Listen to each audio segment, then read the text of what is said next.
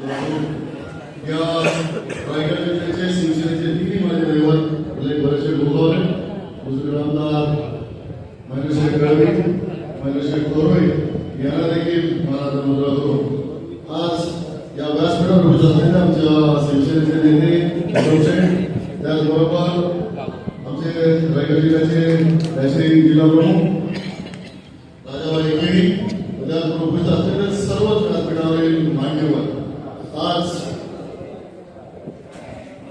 नुकताच झालेल्या नगरपालिकेतील निवडणुकांमध्ये आपले जे जे लढले त्यांचा सत्कार करण्यासाठी उपस्थित असलेले तुम्हा सर्वांचेच लाडके आमदार महेंद्रशेठ गळवी यांच्या उपस्थितीत हा जो काही आज सोहळा होतोय आणि या सोहळ्यासाठी उपस्थित असलेले सर्वच रोहा पेण मुरुड आणि अलिबाग तालुक्यातील उपस्थित असलेले सर्वच माझे पदाधिकारी नुकत्याच झालेल्या नगरपालिकेच्या निवडणुकीमध्ये आपण बघितलं की राज्यामध्ये शिवसेना या पक्षाचा जो फ्लो बघितला तर शिवसेना पक्षाचा फ्लो आज शिवसेना पूर्ण राज्यामध्ये 2 नंबरवरती पक्षाचं स्थान निर्माण केलेलं आहे। या तुम्हाला सर्वांना पहिल्यांदा अभिनंदन तर करायलाच पाहिजे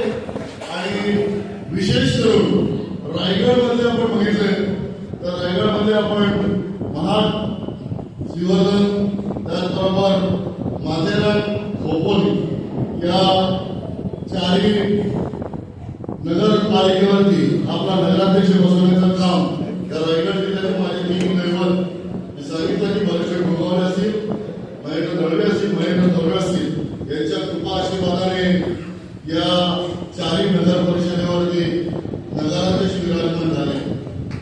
त्याचबरोबर बहुसंख्य पद्धतीने कारण शिवसेना पक्षाचं या गव्हर्नमेंट झाल्यानंतर 3 वर्षानंतर पहिल्यांदा झालेल्या नगरपालिकेची निवडणूक आपण सामोरं गेलो आणि सामोरं जाताना आपण जी जी कामं केली ती केलीच, परंतु ज्या ज्या ठिकाणी असंख्य बलाढ्य शक्तीनं आपण खेळ घेण्याचा प्रयत्न केला तर यापूर्वी ज्यांचं अस्तित्व ज्या नगरपालिकेवर होतं त्या अस्तित्व काढण्यासाठी आपण प्रत्येकाने फार मेहनत घेतली।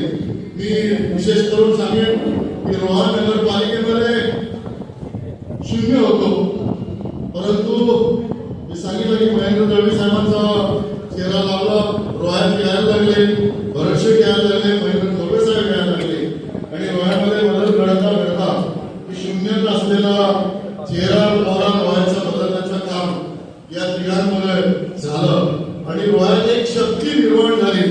मी एवढा दबदबा निर्माण झाला साहेब तुमच्या या येण्या जाण्यामुळे की रोह्यामध्ये असं वाटत होतं की कुठेतरी चांगल्या प्रकारे बदल होईल, परंतु मी सांगितलं की सुरुवात आहे, याचा आपली सुरुवात आहे।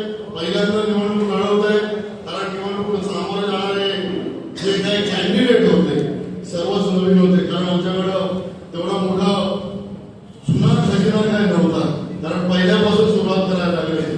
जे तरुण उमेदवार दिले होते काही त्यांना आपल्याला नवीन घ्यावे लागले, उमेदवार देखील आपल्याकडे नव्हते, परंतु आज मला अभिमानाने सांगता येते की रोहा शहरामध्ये शिवसेनेचा एक नेतृत्व करणारी महिला मी सांगितलं की त्यांचा मुलगा सार्थकाने प्रवेश केला आणि मग त्यांनी सांगितलं की कॅन्डिडेट म्हणून उभं राहायला आहे आणि आईच्या रूपाने त्याने कॅन्डिडेट केलं आणि त्या निवडून आल्या। परंतु रोहा शहरामध्ये शिवसेनेचं मताधिक्य साहेब आपण 5,000 पर्यंत पोहोचू शकतो। एक महत्वाचं आहे की आपलं जे काही काउंट आहे प्रत्येक शहरामध्ये वाढत गेलं तर आपल्याला काउंटच समजत होतं की आपण किती आहोत शहरामध्ये, आपण कुठपर्यंत जाऊ शकतो। जसं आपण खेडेपाड्यामध्ये ग्रामपंचायत आपण सांगू शकतो की एवढे मतदार होते, परंतु शहरातली निवडणूक वेळ कमी मिळाला कारण सर्वसाधारणपणे वेळ जो मिळतो तो वेळ पूर्ण मिळाला नाही।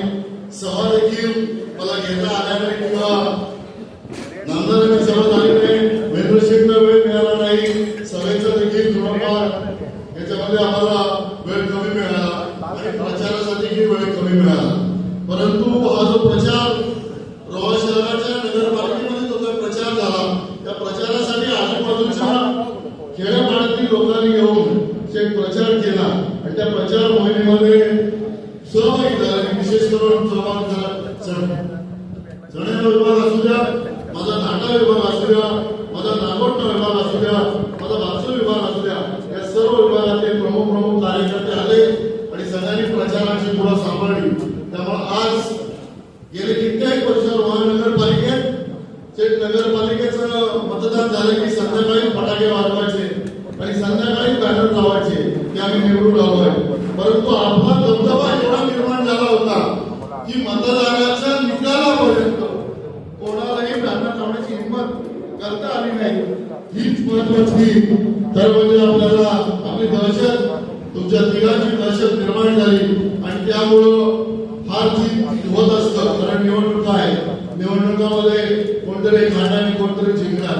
परंतु या झालेल्या निवडणुकीतून शिकायलाही बरंच मिळालं आणि शिकण्यासाठी बरंच मिळालं. माणसंही ओळखायला मिळाली आणि जवळचे नेते कोण आहेत हेही ओळखायला मिळालं.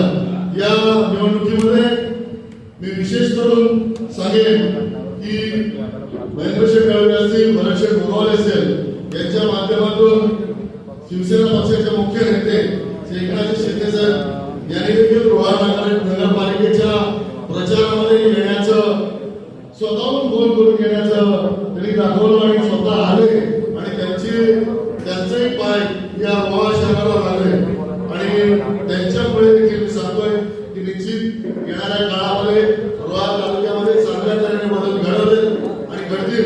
याच्याप्रमाणे वेगवेगळ्या येणाऱ्या निवडणुका असतील, या निवडणुकांमध्ये देखील साहेब आपला हात काय म्हणतो पाठीमागे राहिला.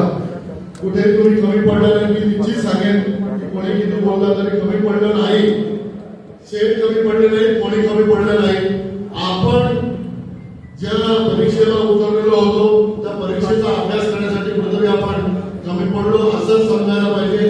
परत अभ्यास करू आणि परत अभ्यास करून पुढच्या येणाऱ्या परीक्षेला बसताना आम्ही परत एकदा चांगल्या झोपण्याने परीक्षेला बसून पास होऊ एवढं सांगतो आणि ते सांगतो.